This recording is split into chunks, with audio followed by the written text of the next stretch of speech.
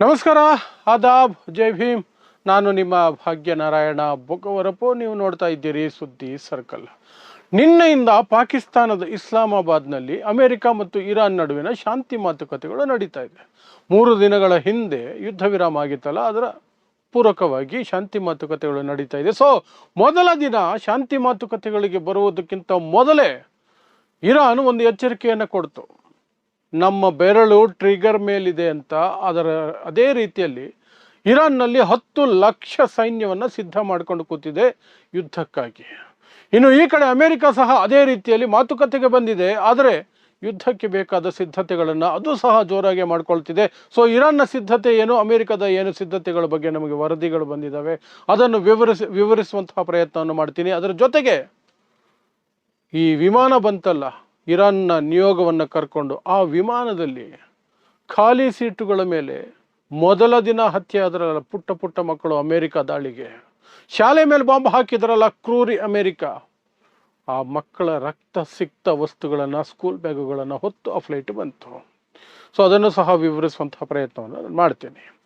So ನಿಮಗೆಲ್ಲ ಗೊತ್ತೇ ಇದೆ, ಯುದ್ಧ ವಿರಾಮ ಆಗಿದೆ. 14 ದಿನಗಳ ಯುದ್ಧ ವಿರಾಮ. ಶುಕ್ರವಾರನೇ ಶಾಂತಿ ಮಾತುಕತೆಗಳು ಆರಂಭ ಆಗಬೇಕಾಗಿತ್ತು. ಆದರೆ ಲೆಬನಾನ್ ವಿಚಾರವಾಗಿ ಸ್ವಲ್ಪ ಆ ಕಡೆ ಈ ಕಡೆ ಆಯಿತು. ಯಾಕೆಂದರೆ ಪಾಕಿಸ್ತಾನ ಗೇಮ್ ಆಡ್ಬಿಟ್ಟಿತ್ತು.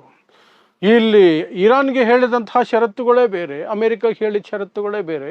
ಮಧ್ಯದಲ್ಲಿ ಕೂತಿದ್ದಂತಹ ಪಾಕಿಸ್ತಾನ್ ಇಬ್ಬರನ್ನು ಖುಷಿಪಡಿಸೋ ರೀತಿಯ ಷರತ್ತುಗಳನ್ನು ಹಾಕಿ ಇಬ್ಬರನ್ನು ಒಪ್ಪಿಸ್ಬಿಡ್ತು. ಆ ನಂತರ ನೋಡಿದ್ರೆ ಲೆಬನಾನ್ ವಿಚಾರದಲ್ಲಿ ಇರಾನ್ ಹೇಳೋದು ಲೆಬನಾನ್ ಯುದ್ಧ ವಿರಾಮದ ಭಾಗ ಅಂತ. ಅಮೇರಿಕ ಇಸ್ರೇಲ್ ಹೇಳ್ತಿರೋದು ಇಲ್ಲ, ಬೇಕಾದ್ರೆ ನೋಡಿ, ನಮ್ಮ ಚೀಟಿ ನೋಡಿ, ನಮಗೆ ಬಂದಿರೋ ಪ್ರಪೋಸಲ್ ನೋಡಿ ಅಂತ. ಇವರ ಪ್ರಪೋಸಲಲ್ಲಿಲ್ಲ, ಪಾಕಿಸ್ತಾನ ಇರಾನ್ ಕೊಟ್ಟಿದೆಯಲ್ಲ ಪ್ರಪೋಸಲ್, ಅದರಲ್ಲಿದೆ. ಸೊ ಪಾಕಿಸ್ತಾನ ಇಬ್ಬರಿಗೂ ನಾಮ ಹಾಕೋ ಕೆಲಸ ಮಾಡಿತು. ಅದ್ರ ಬಗ್ಗೆ ಮೊನ್ನೆ ಎಲ್ಲ ಮಾತಾಡಿದ್ದೇನೆ. ಸೊ ಅದಾದ ನಂತರ ಒಂದು ದಿನ ಡಿಲೇ ಆಯಿತು, ಶನಿವಾರಕ್ಕೆ ಶಿಫ್ಟ್ ಆಯಿತು ಶಾಂತಿ ಮಾತುಕತೆಗಳು. ನಿನ್ನೆ ಪಾಕಿಸ್ತಾನಕ್ಕೆ ಅಮೇರಿಕದ ವೈಸ್ ಪ್ರೆಸಿಡೆಂಟ್ JD ವಿನ್ಸ್ ಅವರ ನೇತೃತ್ವದಲ್ಲಿ ಒಂದು ಅಮೇರಿಕದ ನಿಯೋಗ ಬಂತು.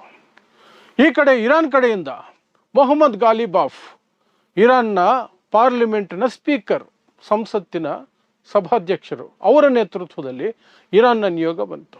ಮಾತುಕತೆಗಳು ಆರಂಭ ಆಗ್ತವೆ ಅಂತ ಎಲ್ಲರೂ ಕಾಯ್ಕೊಂಡಿದ್ರೆ, ಆ ಸುದ್ದಿ ಬರುತ್ತೆ ಅಂತ ಎಲ್ಲರೂ ಕಾಯ್ಕೊಂಡಿದ್ರೆ, ಇರಾನಿಂದ ಸ್ಟೇಟ್ಮೆಂಟ್ ಬಂತು. ಇಲ್ಲಿ ಇರಾನಿಂದಲೇ ಬಂತು. ಏನಂತ? ನಮ್ಮ ಬೆರಳು ಟ್ರಿಗರ್ ಮೇಲಿದೆ, ಅಂದರೆ ನಾವು ಯುದ್ಧಕ್ಕೆ ಸಿದ್ಧವಾಗಿ ಕೂತಿದ್ದೀವಿ ಅಂತ. ಅದರ ಜೊತೆಗೆ ಒಂದು ಎಚ್ಚರಿಕೆಯನ್ನು ಬಂತು. ಈ ಹಿಂದಿನ ರೀತಿಯಲ್ಲಿ ಮಾತುಕತೆಗಳ ನಡುವೆ ನಮಗೆ ದ್ರೋಹ ಬಗೆಯುವಂತಹ ಕೆಲಸ ಏನಾದರೂ ಆದರೆ ನಾವು ಸುಮ್ಮನೆ ಇರಲ್ಲ ಅಂತ. ಯಾಕೆಂದರೆ ಅಮೆರಿಕ ಮತ್ತು ಇಸ್ರೇಲ್ 2 ಬಾರಿ ದ್ರೋಹ ಬಗೆದಿದ್ದಾವೆ. ಒಂದು 2025 ಜುಲೈಯಲ್ಲಿ ಮಾತುಕತೆಗಳ ನಡುವೆನೇ ದಾಳಿ ಆರಂಭಿಸಿದ್ವು, ಇಸ್ರೇಲ್ ಆರಂಭಿಸ್ತು.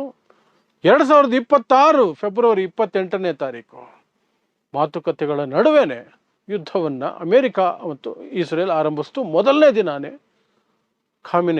ಆಯತುಲ್ಲಾ ಅಲಿ ಖಾಮಿನಿ ಅವರನ್ನೇ ಕೊಂದು ಹಾಕಿದ್ರು, ಇರಾನ್ನ ಸರ್ವೋಚ್ಚ ನಾಯಕನನ್ನೇ ಕೊಂದು ಹಾಕಿದ್ರು. ಅದು ಈ ಮನಸ್ಸಲ್ಲಿದೆ ಇರಾನ್ಗೆ. ಹಾಗಾಗಿ ಮೊದಲೇ ಹೇಳ್ಬಿಡ್ತು, ಮೀಟಿಂಗಿಗಿಂತ ಮೊದಲೇನೆ ಒಂದು ಎಚ್ಚರಿಕೆ, ನಮ್ಮ ಬೆರಳು ಟ್ರಿಗರ್ ಮೇಲಿದೆ, ಗನ್ ಟ್ರಿಗರ್ ರೆಡಿ ಇದೆ.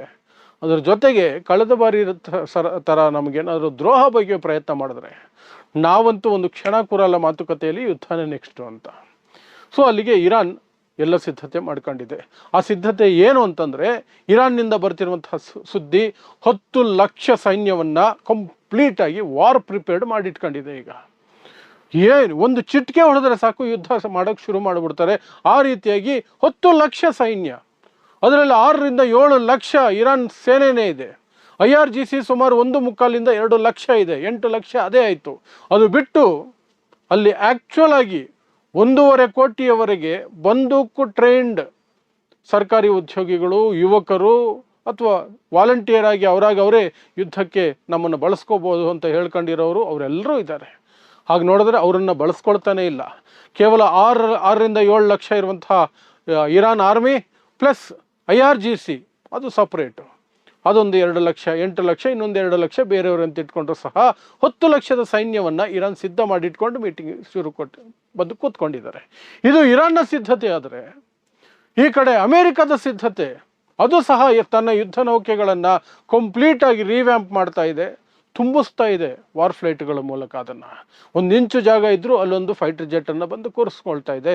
ಮತ್ತು ಇರಾನ್ ಸುತ್ತ ಇರುವಂತಹ ಎಲ್ಲ ಏನು ಸೇನಾ ನೆಲೆಗಳಿದ್ದಾವೆ ಅರಬ್ ರಾಷ್ಟ್ರಗಳಲ್ಲಿ, ಅವುಗಳನ್ನು ರಿಪೇರಿ ಮಾಡಿಕೊಳ್ಳುವಂತಹ, ಯಾಕೆಂದರೆ ಇತ್ತೀಚೆಗೆ 40 ದಿನಗಳ ದಾಳಿಯಲ್ಲಿ ಇರಾನ್ ಕೆಲವೆಲ್ಲ ನಾಶ ಮಾಡಿ ಬಿಸಾಕಿದ್ದಾವೆ ವಾಯುನೆಲೆಯನ್ನು ಅಥವಾ ಸೇನಾ ನೆಲೆಗಳನ್ನು ಅಥವಾ ಅವರು ಏರ್ ಸ್ಟ್ರಿಪ್ಗಳನ್ನು ಎಲ್ಲ ನಾಶ ಮಾಡಿ ಹಾಕಿದೆ. ಅವುಗಳನ್ನು ರಿಪೇರಿ ಮಾಡ್ಕೊಳ್ತಾ ಇದ್ದಾರೆ. ಈ 14 ದಿನ ಟೈಮ್ ಇದೆ ಅಂತ. ಸೊ ಅಲ್ಲಿಂದಲೂ ಒಂದು 50,000 ಅರಬ್ ರಾಷ್ಟ್ರಗಳಲ್ಲಿ ಸೇನೆ ಸಿದ್ಧವಾಗಿದೆ. ಅಮೆರಿಕದಿಂದ ಒಂದಷ್ಟು 20,000 ಸೈನ್ಯ ಸಿದ್ಧವಾಗಿ ಬರ್ತಾ ಇದೆ. ಅದರ ಜೊತೆಗೆ ಯುದ್ಧ ನೌಕೆಗಳೇನಿತ್ತು ಅವುಗಳನ್ನು ಫುಲ್ ಮಾಡ್ಕೊಳ್ತಾ ಇದ್ದಾರೆ. ಅಮೆರಿಕ ಈ ರೀತಿ ಯುದ್ಧಕ್ಕೆ ಸಿದ್ಧತೆಗಳನ್ನು ಮಾಡ್ಕೊಳ್ತಿದೆ. ಸೊ ಇದು ಶಾಂತಿ ಮಾತುಕತೆಗಳ ನಡುವೆ ಯುದ್ಧ ಸಿದ್ಧತೆ, ಹಾಗೆ ನೋಡಬೇಕಾಗುತ್ತೆ. ಇದನ್ನು ಯುದ್ಧ ಸಿದ್ಧತೆ ಅಂತ ನೋಡಬೇಕಾಗತ್ತೆ. ಇನ್ನು ಇರಾನ್ ಇದನ್ನು ಎಷ್ಟು ಗಂಭೀರವಾಗಿ ಪರಿಗಣಿಸಿದೆ ಅಥವಾ ಯಾವ ರೀತಿ ಮಾತುಕತೆಗೆ ಬಂದಿದೆ ಅಂದರೆ, ಇರಾನ್ನ ನಿಯೋಗ ಬಂತಲ್ಲ ಒಂದು ಫ್ಲೈಟು, ಆ ಫ್ಲೈಟಲ್ಲಿ ಸೀಟುಗಳ ಮೇಲೆ ಅಮೆರಿಕ ಮೊದಲ ದಿನ ದಾಳಿ ಮಾಡಿದಾಗ ಫೆಬ್ರವರಿ 28ನೇ ತಾರೀಕು ಒಂದು ಸ್ಕೂಲ್ ಮೇಲೆ ಬಾಂಬ್ ಹಾಕಿದ್ರಲ್ಲ. ಸ್ಕೂಲ್ ಮೇಲೆ ಪುಟ್ಟ ಮಕ್ಕಳು ಓದುವಂತಹ ಸ್ಕೂಲು, ಎಲಿಮೆಂಟ್ರಿ ಸ್ಕೂಲ್, ಅದು ನಾಟ್ ಈವನ್ ಹೈಸ್ಕೂಲ್, ಎಲಿಮೆಂಟ್ರಿ, 4 ವರ್ಷ 5 ವರ್ಷ 6 ವರ್ಷದ ಮಕ್ಕಳು, ಸ್ವಲ್ಪ ದೊಡ್ಡವರಷ್ಟೇನೆ, ಅಂಥ ಶಾಲೆ ಮೇಲೆ ದಾಳಿ ಮಾಡಿ ಸುಮಾರು 168ರಿಂದ 172 ಮಕ್ಕಳನ್ನು ಕೊಂದು ಹಾಕಿದ್ರಲ್ಲ. ಆ ಮಕ್ಕಳ ರಕ್ತ ಸಿಕ್ತ ವಸ್ತುಗಳು, ಆ ಮಕ್ಕಳ ರಕ್ತ ಸಿಕ್ತ ಬ್ಯಾಗುಗಳು, ಅವುಗಳನ್ನು, ಆ ಮಕ್ಕಳ ಫೋಟೋವನ್ನು ಇವರು ಫ್ಲೈಟಲ್ಲಿ ಇಟ್ಕೊಂಡು ಬಂದರು. ಸೊ ಆ ಮೂಲಕ ಇಡೀ ಜಗತ್ತಿಗೆ ಸಂದೇಶವನ್ನು ಕೊಟ್ಟಿದ್ದು ಇರಾನ್. ನಾವು ಸೇಡು ತೀರಿಸ್ಕೊಳ್ತೀವಿ, ಈ ಮಕ್ಕಳನ್ನ ನಾವು ಮರ್ತಿಲ್ಲ, ಪುಟ್ಟ ಮಕ್ಕಳನ್ನು ನೀವು ಕೊಂದು ಹಾಕಿದ್ರಲ್ಲ, ನಾವು ಮರೆಯೋದಿಲ್ಲ ಅನ್ನೋದನ್ನು ಇಡೀ ಜಗತ್ತಿಗೆ ಗೊತ್ತಾಗಲಿ ಅಂತ ಆ ಫ್ಲೈಟಲ್ಲಿ ಆ ವಸ್ತುಗಳನ್ನು ಹಾಕ್ಕೊಂಡು ಕರ್ಕೊಂಡು ಬಂದರು. ಸೊ ಆ ಮೂಲಕ ಇರಾನ್ ಸ್ಪಷ್ಟ ಸಂದೇಶ ಕೊಟ್ಟಿದೆ, ನಾವು ಬಯಸಿ ಯುದ್ಧ ವಿರಾಮ ಮಾಡ್ಕೊಂಡಿಲ್ಲ, ಅಮೆರಿಕ ಬಯಸಿದ್ದಕ್ಕೆ ಯುದ್ಧ ವಿರಾಮ ಆಗಿದೆ, ನಾವು ಯಾವುದೇ ಕ್ಷಣ ಯುದ್ಧಕ್ಕೆ ಹೋಗೋದಕ್ಕೆ ಸಿದ್ಧವಾಗಿದ್ದೀವಿ. ಹಾಗಾಗಿ ಅದು ಹೇಳ್ಕೊಂಡಿದ್ದು ನಮ್ಮ ಬೆರಳು ಟ್ರಿಗರ್ ಮೇಲೆ ಆಲ್ರೆಡಿ ಇದೆ ಅಂತ, ಟ್ರಿಗರ್ ಮೇಲೇ ಇದೆ, ಎಲ್ಲೂ ಸೈಡ್ಗೆ ಹೋಗಿಲ್ಲ ಅಂತ. ಸೊ ಇದಿಷ್ಟು ಮೊದಲ ದಿನದ ಮಾತುಕತೆ ಸಂದರ್ಭದಲ್ಲಿ. ಅದಕ್ಕೆ ಮಾತುಕತೆ ಏನಾಯಿತು ಅನ್ನೋದು ಬೇರೆ ವಿಚಾರ, ಅದು ಇನ್ನೊಂದು ವಿಡಿಯೋದಲ್ಲಿ ತಿಳಿಸ್ತೀನಿ. ಬಟ್ ಮಾತುಕತೆಯ ಸುತ್ತ ಇಷ್ಟೆಲ್ಲ ನಡೆದಿದೆ. ಮಾತುಕತೆ ಆಗಿರೋದು ಬೇರೆ, ಬಟ್ ಮಾತುಕತೆ ಸುತ್ತನೇ ಇಷ್ಟೆಲ್ಲ ನಡೆದಿದೆ. ಸೊ ಪಾಕಿಸ್ತಾನದಲ್ಲಿ ಇಸ್ಲಾಮಾಬಾದ್ನಲ್ಲಿ ಈ ಮಾತುಕತೆ ನಡೀತಾ ಇದೆ. ಸೊ ಶಹಬಾಜ್ ಶರೀಫ್ ಮತ್ತು ಹಸೀಮ್ ಮುನೀರ್ ಪಾಕಿಸ್ತಾನದ ಆರ್ಮಿ ಹೆಡ್ ಮತ್ತು ಶಹಬಾಜ್ ಶರೀಫ್ ಬಂದ್ಬಿಟ್ಟು ಪಾಕಿಸ್ತಾನದ ಪ್ರಧಾನಮಂತ್ರಿ. ಅವರು ಏನೋ ಒಂದು ಸಾಧನೆ ಮಾಡೋ ರೀತಿಯಲ್ಲಿ ತೋರಿಸ್ಕೊಳ್ತಿದ್ದಾರೆ. ಅವರು ನಾನ್ಸೆನ್ಸ್ ಏನು ಅನ್ನೋದು ಮೊನ್ನೆ ಲೆಬನಾನ್ ವಿಚಾರದಲ್ಲಿ ಗೊತ್ತಾಯಿತು. ಇಸ್ರೇಲ್ ಇವತ್ತಿಗೂ ಸಹ ಲೆಬನಾನಲ್ಲಿ ನರಹತ್ಯೆಯನ್ನು ನಡೆಸ್ತಾ ಇದೆ. ಸೊ ಆ ಹಿನ್ನೆಲೆಯಲ್ಲಿ ಪಾಕಿಸ್ತಾನದ ಮಾತುಕತೆಯ ನೇತೃತ್ವ ಹೇಗಿರುತ್ತೆ ಅಂತ ಗೊತ್ತಿರಬೇಕು. ಬಟ್ ಎಲ್ಲರೂ ನಂಬ್ಕೊಂಡಿರುವಂಥದ್ದು ಏನು ಅಂದರೆ, ಪಾಕಿಸ್ತಾನ ಏನೇ ಮಾಡಿದ್ರು ತುರ್ಕಿ, ಸೌದಿ ಅರೇಬಿಯಾ ಮತ್ತು ಈಜಿಪ್ಟ್, ಈ 3 ದೇಶಗಳಿಗೆ ಒಂದು ಮಾತು ಹೇಳಿ ಮಾಡುತ್ತೆ. ಆ 3 ಜನ ಸ್ವಲ್ಪ ಕಾಮನ್ ಸೆನ್ಸ್ ಇರೋ ದೇಶಗಳಾಗಿರೋದ್ರಿಂದ ಈ ಶಾಂತಿ ಮಾತುಕತೆಗಳಲ್ಲಿ ಅವರು ಸಹ ಒಂದು ರೀತಿ ಪರೋಕ್ಷವಾಗಿ ಒಂದಷ್ಟು ಕೈ ಆಡಿಸ್ತಾರೆ. ಸುಸೂತ್ರವಾಗಿ ಆಗತ್ತೆ ಅಂತ ಇಡೀ ಜಗತ್ತು ಎದುರು ನೋಡ್ತಾ ಇದೆ. ಯಾಕಂದರೆ ಹೊರ್ಮುಜ್ ಸ್ಟ್ರೈಟನ್ನು ಬಂದ್ ಮಾಡಿ ಕೂತ್ಕೊಂಡಿದ್ದಾರೆ. ಅದನ್ನು ಓಪನ್ ಆಗಬೇಕು ಅಂದರೆ ಈ ಮಾತುಕತೆಗಳು ಕಂಪ್ಲೀಟಾಗಿ ಶಾಂತಿಯುತವಾಗಿ ಮುಗಿದು ಶಾಂತಿ ಒಪ್ಪಂದ ಕಂಪ್ಲೀಟ್ ಆಗಬೇಕು. ಆಗ ಮಾತ್ರ ಹೊರ್ಮುಜ್ ಸ್ಟ್ರೈಟ್ ಕಂಪ್ಲೀಟ್ ಓಪನ್ ಆಗೋದಕ್ಕೆ ಸಾಧ್ಯ, ಇಲ್ಲದೆ ಹೋದರೆ ಇಲ್ಲವೇ ಇಲ್ಲ. ಸೊ ಎಲ್ಲರ ಕಣ್ಣು ಆ ಮಾತುಕತೆಗಳ ಮೇಲಿದೆ ಅಷ್ಟೆ. ಸೊ ಇಂತಹದ್ದೇ ವಿಶೇಷ ಸುದ್ದಿಗಳಿಗಾಗಿ ನೋಡ್ತಾ ಇರಿ ಸುದ್ದಿ ಸರ್ಕಲ್. ನಾನು ನಿಮ್ಮ ಭಾಗ್ಯನಾರಾಯಣ ಬೊಗವರಪು.